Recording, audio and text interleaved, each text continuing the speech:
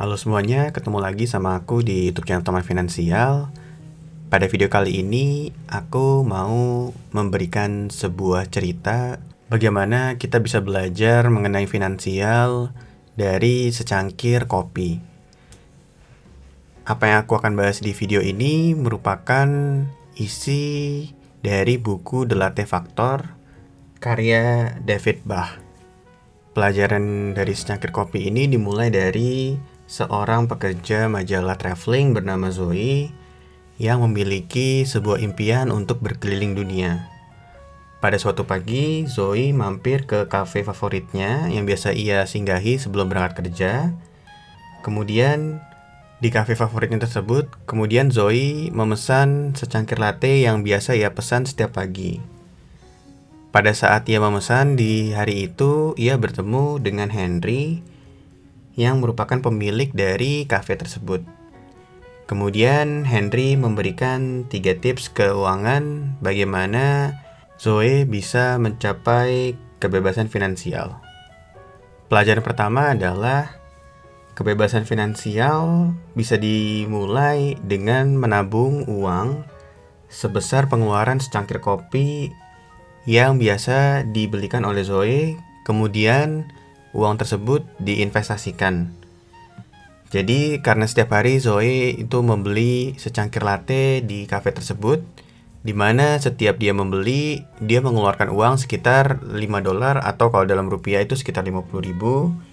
Maka hanya dengan menginvestasikan 50.000 rupiah per hari, maka Zoe bisa mencapai kebebasan finansial yang diinginkannya. Untuk bisa memahami ini, aku coba kasih kamu ke ilustrasi bagaimana uang sebesar 50.000 rupiah yang diinvestasikan setiap hari ke dalam sebuah instrumen investasi yang bisa memberikan return sebesar 10% per tahun. Dan kita lihat nih hasilnya berapa banyak sih setelah kita investasikan selama 30 tahun. Simulasinya aku buat lebih sederhana ya. Jadi misalkan kamu menyisihkan uang sebesar 50.000 rupiah setiap harinya, maka dalam 1 bulan aku menghitungnya ini 30 hari. Jadi kamu bisa menyisihkan uang sebesar 1.200.000 rupiah. Kemudian setiap bulannya tadi sebesar 1.200.000 rupiah itu dikumpulkan selama 1 tahun, sehingga total tabungan kamu pada tahun pertama itu adalah 14.400.000 rupiah. Di mana di tahun pertama kamu belum mendapatkan keuntungan dari investasi. Lalu di tahun kedua kamu mendapatkan keuntungan investasi sebesar 10% dari total dana investasi di tahun pertama. Jadi return investasi di tahun kedua itu adalah sebesar 10% dikali 14.400.000 rupiah, yaitu sebesar 1.440.000 rupiah. Kemudian di tahun kedua, kamu bisa menabung sebesar 14.400.000 rupiah dari uang 50.000 setiap harinya tadi. Sehingga total dana investasi kamu di tahun kedua adalah sebesar tabungan kamu sebesar 14.400.000 rupiah ditambah return investasi sebesar 1.440.000 rupiah ditambah dana investasi di tahun pertama sebesar 14.400.000 rupiah. Sehingga total dana investasi kamu di tahun kedua adalah sebesar 30.240.000 rupiah. Kemudian proses ini terus berlangsung dengan mekanisme yang sama, di mana kamu mendapatkan keuntungan investasi setiap tahunnya, di mana dihitung dari total dana kamu di tahun sebelumnya. Sehingga di tahun ke-30, maka dana investasi kamu itu udah berjumlah sekitar 2.368.713.926,72 rupiah. Jadi dengan kamu konsisten menginvestasikan sebesar 50.000 per hari dengan investasi yang memberikan imbal hasil 10% per tahun, maka kamu udah bisa jadi miliarder sebetulnya dalam waktu panjang. Dan kamu bisa lebih mandiri secara finansial jika kamu konsisten berinvestasi tadi. Pelajaran kedua yang diberikan oleh Henry kepada Zoe adalah lakukanlah pengaturan keuangan secara otomatis. Maksudnya otomatis seperti ini. Jadi kalau misalkan kamu yang berlangganan gym atau mungkin kamu subscribe Netflix atau Spotify, kamu pasti memasukkan informasi kartu kredit kamu kepada penyedia jasa tadi kan. Nah lalu baik gym atau Netflix atau mungkin Spotify kamu itu akan otomatis men-charge kartu kredit kamu setiap bulannya. Jadi kamu tidak melakukan konfirmasi lagi untuk melakukan pembayaran. Sehingga secara otomatis kamu membayarkan biaya langganan kamu setiap bulannya tanpa penyedia jasa tadi itu harus menagihkan ke kamu setiap bulannya. Nah, inilah yang dimaksud otomatis oleh Henry. Jadi, kalau misalkan kamu menerapkan hal tersebut ke dalam pengaturan keuangan kamu, maka hal tersebut bisa membantu kamu untuk mencapai kebebasan finansial secara lebih cepat. Karena untuk mengatur keuangan kamu itu biasanya memang dibutuhkan effort yang cukup tinggi. Jadi kamu harus bisa membuat catatan keuangan, terus kamu juga harus rutin setiap bulan mengalokasikan dana kamu sesuai dengan catatan keuangan kamu tadi.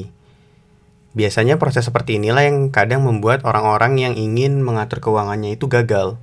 Karena memang effortnya lumayan besar, sehingga kalau misalkan kamu baru memulai, maka kamu akan mengalami fase penyesuaian di mana kamu harus mengalokasikannya secara manual dan kamu harus mengalokasikan waktu untuk melakukan hal tersebut. Sehingga buat orang-orang yang baru mau memulai dan belum memiliki kebiasaan, biasanya akan mengalami kesulitan untuk beradaptasi. Dengan kamu memanfaatkan cara otomatis seperti penyedia jasa layanan yang biasa kamu pakai tadi, maka kamu akan mengurangi tenaga dan waktu untuk melakukan pengaturan keuangan kamu.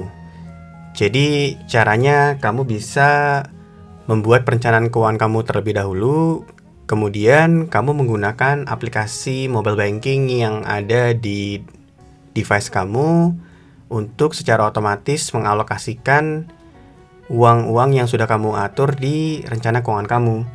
Jadi kamu bisa banget memanfaatkan teknologi yang ada saat ini untuk membuat proses pengaturan keuangan kamu itu berjalan secara otomatis dan kamu bisa mengatur keuangan kamu dengan usaha dan waktu yang lebih sedikit. Pelajaran terakhir yang diberikan oleh Henry kepada Zoe adalah kebebasan finansial dengan menerapkan dua pelajaran yang disebutkan sebelumnya tadi itu membutuhkan waktu yang cukup panjang, di mana memang kebebasan finansial itu bisa dicapai seiring berjalannya waktu. Namun, kamu juga harus tahu apa yang bisa membuat kamu bahagia pada saat ini sebelum kamu bisa mencapai kebebasan finansial kamu di masa depan. Dengan kata lain, kamu harus menentukan tujuan jangka pendek dan tujuan jangka panjang kamu. Kamu pilih tujuan jangka pendek yang kira-kira bisa kamu capai dalam waktu yang singkat. Kemudian tujuan jangka panjang dan kebebasan finansial kamu itu bisa mengikuti ketika kamu sudah mengubah gaya hidup dan mindset kamu. Sebagai contoh, Zoe itu memiliki tujuan jangka pendek untuk mengikuti kursus fotografi dan tujuan jangka panjangnya itu adalah dia ingin bisa keliling dunia. Kemudian Henry memberikan saran kepada Zoe untuk menyiapkan dana untuk kursus fotografinya terlebih dahulu, di mana untuk bisa mengikuti kursus fotografi tentulah harganya lebih murah dibandingkan jika Zoe ingin berkeliling dunia. Sehingga Zoe fokus mengumpulkan untuk dana kursus fotografinya terlebih dahulu, sambil dia menyisihkan sebagian juga untuk dana keliling dunianya. Kemudian, hal seperti ini yang harus kamu bisa tentukan, di mana kamu harus bisa menemukan apa tujuan jangka pendek kamu, kemudian apa tujuan jangka panjang kamu, kemudian kamu melakukan pengaturan keuangan untuk bisa mencapai kedua tujuan tadi, di mana kamu bisa mengalokasikan dana yang lebih besar terlebih dahulu ke tujuan jangka pendek kamu, sambil kamu tetap menyisihkan dana untuk tujuan jangka panjang kamu.